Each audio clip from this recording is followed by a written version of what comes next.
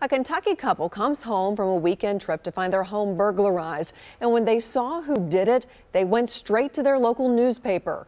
News Channel 5's Jonquil Newland tells us it wasn't to break a story. It was to turn in one of the paper's workers.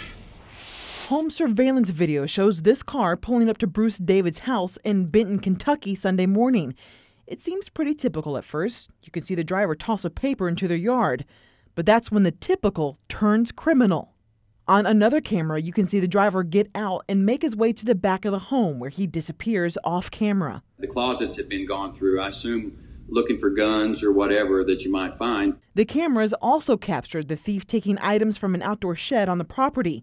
The surveillance cameras were the first place David looked once he realized they'd become victims of a break-in. My son all of a sudden was like, wait a minute, I know who that guy is. Turns out the man who burglarized them is also their newspaper carrier. And as the video shows, he came packing heat. You can see a handgun hanging out of his pocket. Meanwhile, David's son had visited the home twice that day. We don't know what would have happened if he had showed up and scared this guy or startled this guy, and he had a gun. The burglar was delivering papers for the Paducah Sun. Now, while he was taken into custody late Sunday, the Davids still had some questions for their local paper.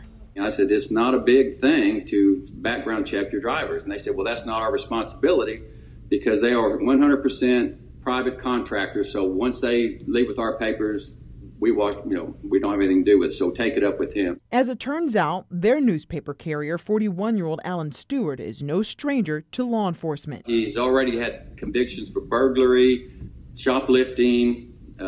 There's a list of 5 or 6 things. The Davids have canceled their subscription to the Paducah Sun and have this advice. My advice to myself was I'll never get another paper delivered here without getting my carrier checked. For News Channel 5, I'm Jonquil Newland. And we're told it's not unusual for paper companies to contract out their carriers. Our calls and emails to administrative personnel and the news department at the Paducah Sun were not returned.